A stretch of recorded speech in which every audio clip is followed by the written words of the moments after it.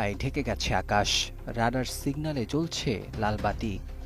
পাকিস্তানের আকাশপথে ঢুকে পড়েছে ভারতের যুদ্ধবিমান রাফাল। মুহূর্তেই পরিস্থিতি বদলে যায়। সামরিক ঘাঁটিগুলোতে বেজে ওঠে হাই অ্যালার্ট।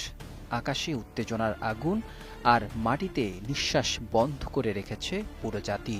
পাকিস্তান জুড়ে এই যখন অবস্থা, ঠিক সেই মুহূর্তে ককপিটে বসা এক নারী, স্কোয়াড্রন লিডার আয়েশা, ঠান্ডা মাথায় চোখ রাখলেন স্ক্রিনে। নিখুঁত নিশানা বেঁধে দিলেন কমান্ডো, লক অন টার্গেট। সেকেন্ডের ব্যবধানে পাকিস্তানের আকাশে থেমে যায় ভারতের আধিপত্যের স্বপ্ন। রাফাল বিস্ফোরিত হয় মাঝ আকাশেই। আগুনের গোলায় ছিন্ন ভিন্ন হয়ে পড়ে ভারতের রাফাল যুদ্ধবিমান।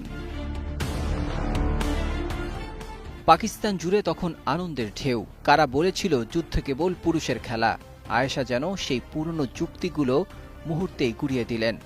পাকিস্তানের সামরিক ইতিহাসে তিনি প্রথম নারী যিনি শত্রুর যুদ্ধবিমান ভূপাতিত করলেন। এই ঘটনা যেমন সামরিক সাফল্য, তেমনি তা এক বৈপ্লবিক বার্তা। নারীরা শুধু ঘরেই নয়, দেশের গর্ব হতে পারে। শেকড় থেকে শিখরে আয়েশার সাহসিকতার প্রশংসা ছড়িয়ে পড়ে গোটা বিশ্বে। যুক্তরাষ্ট্র, ব্রিটেন, তুরস্ক, বিভিন্ন দেশের সংবাদ মাধ্যমে প্রশংসা করে তার বীরত্বগাথা। পাকিস্তানের প্রধানমন্ত্রী নিজে ফোন করে অভিনন্দন জানান তাকে। প্রতিরক্ষা মন্ত্রণালয় ঘোষণা করে তাকে দেওয়া হবে জাতীয় বীরের সম্মান।